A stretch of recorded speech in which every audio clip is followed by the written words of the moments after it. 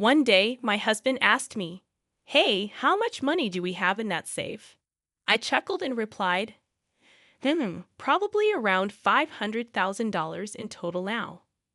The next day, when I got home, there was a signed divorce paper on the living room table, and both my husband and the safe were gone.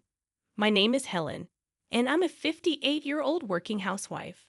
I still work hard at my job. You see, my hobby is saving money. When I was a child, my mother opened a savings account for me. She told me that depositing money in the bank made the numbers in my passbook grow, and I found that very enjoyable.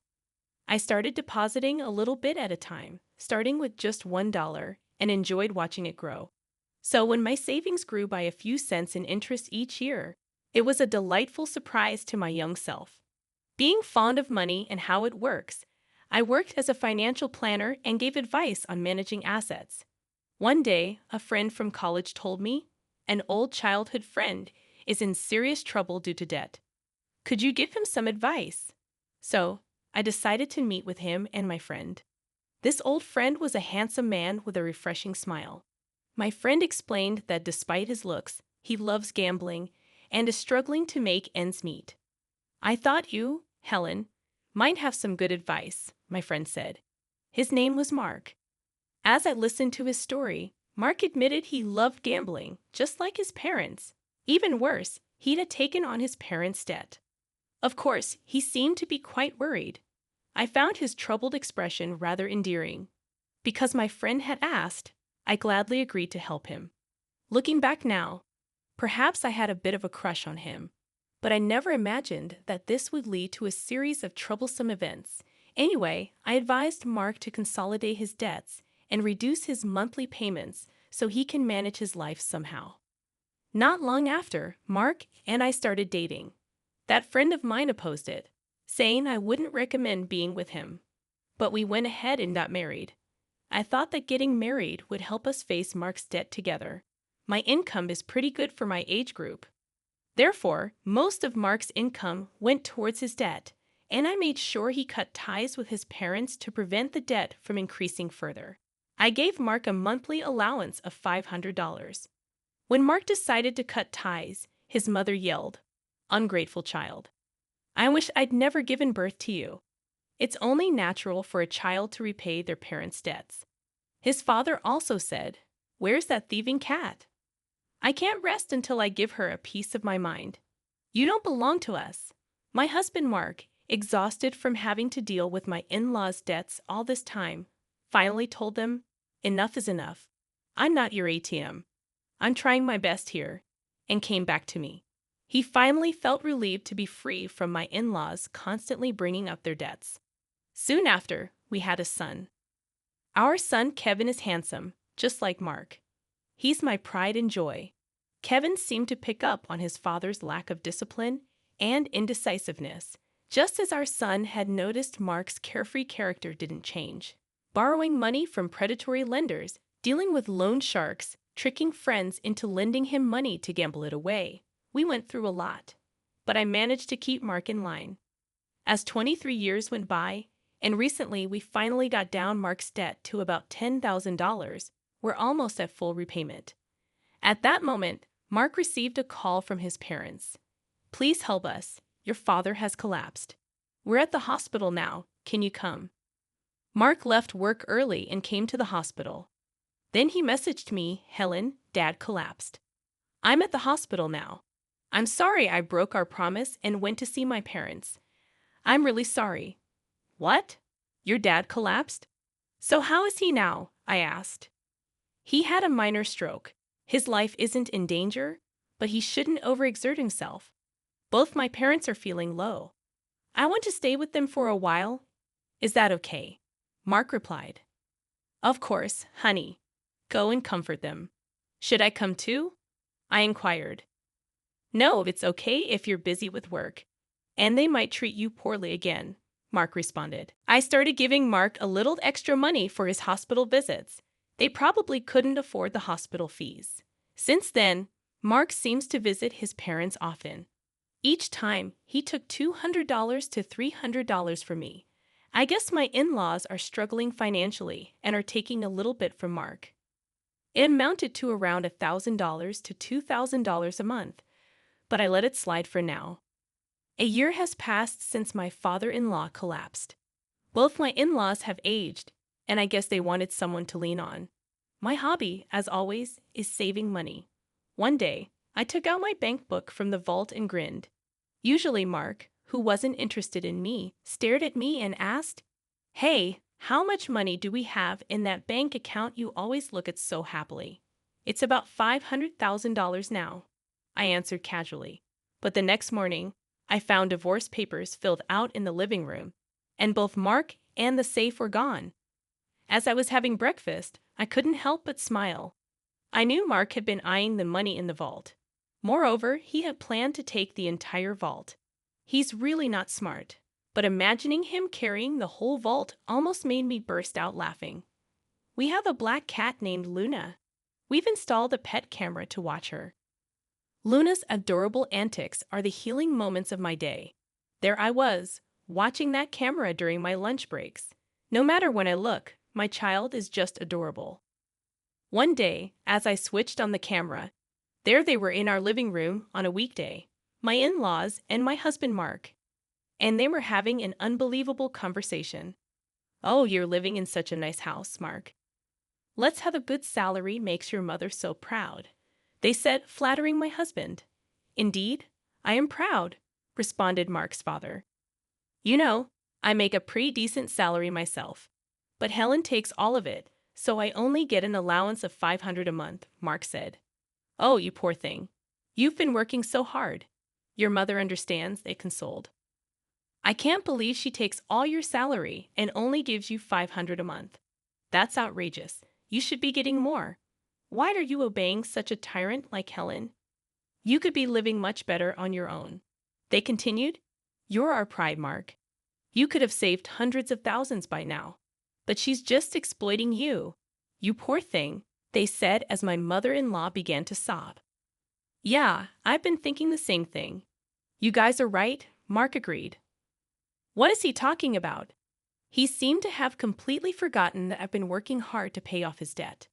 I wonder what's going on inside their heads. Moreover, in the past, who was burdened with debt from his parents and had to give them cash every month, making it difficult for him to get by? You know, she has a bank book with tons of savings stashed away. "It's not fair that I only get $500, Mark complained. The moment he said that, my in-laws' eyes lit up. They exchanged glances. "So, how much is in the bank book?" They leaned in eagerly, awaiting his answer. Last I heard, I think it was around $400 or $500, Mark said. "Mark, isn't that money rightfully yours?" they asked. "It might not match the effort you've put in, but isn't it money you should be receiving?" "Yeah, I guess you're right. I'm starting to think the same thing," Mark conceded. Despite his good looks, Mark is indecisive and easily influenced by others. I used to find this indecisiveness endearing and devoted myself to him wholeheartedly. We've managed to reduce his nearly $200,000 debt down to $10,000. Yet it looks like he's being manipulated by his parents again, and they're about to touch my precious savings. Seeing this scene was so pathetic. I was at my desk at work, tears streaming down my face as I held my phone. I've been putting aside my living expenses from our using his income, mostly to pay off the debt. On top of that, I was providing him with an allowance of $500 out of my own earnings. Despite explaining this to Mark, it seems he's completely forgotten what these past 23 years have been for. I felt so sad and pitiful, my heart aches as if I was drowning in my own tears. It's not like I felt like I was disappearing, on the verge of breaking, but I made sure to record the conversation and sent the data to my son. That day, I left work early due to sickness. I went to my usual bar and drank heavily, spilling out everything to the bartender. In such a state, the bartender comforted me gently. He casually said, "Why do you grieve such a person? You did nothing wrong. There's no need to live for them. Live for yourself." At that moment, all my intoxication and love for my husband faded.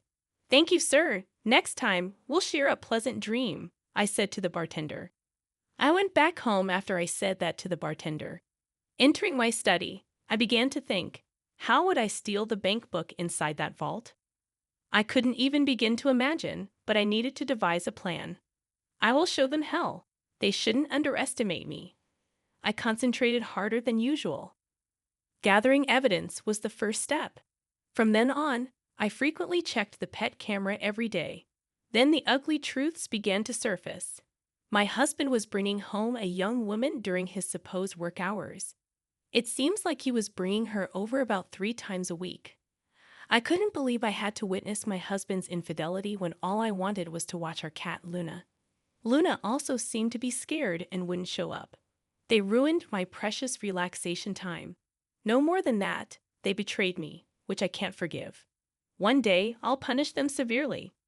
One day, while I was working, I activated the pet camera. This time, it wasn't the woman my husband was having an affair with, but my in-laws were at our house again. So, is everything arranged to take that bank book from Helen? They said with an unpleasant grin. You're smart. You must have thought of something, right? Yeah, I thought about it. I'm thinking of taking the entire vault. It'll be easy, my husband replied. Hey, that vault is quite heavy. Are you sure you can do it? I'll be fine. I'll load it on a cart. Help me out, Dad. All right, I'll assist you any time. The safe weighed about 120 pounds. As I suspected, my husband Mark was good-looking but not very smart. Once again, I pledged in my heart to drag these people down to the depths of hell. If we have that money from that bank book, we can go to the casino as a family. We can live as a family of 3 again. That's right. Let's live happily with the money from that bank book, right, Mark? Yeah, but I do feel a little bad about Helen. She was saving up so happily, Mark said. Working hard and saving all that money. Can we really just take it? You can't be so weak-willed. We're doing this for your happiness, remember, right? I'll be happy. Besides, you found a new wife, haven't you? Quickly divorce that woman.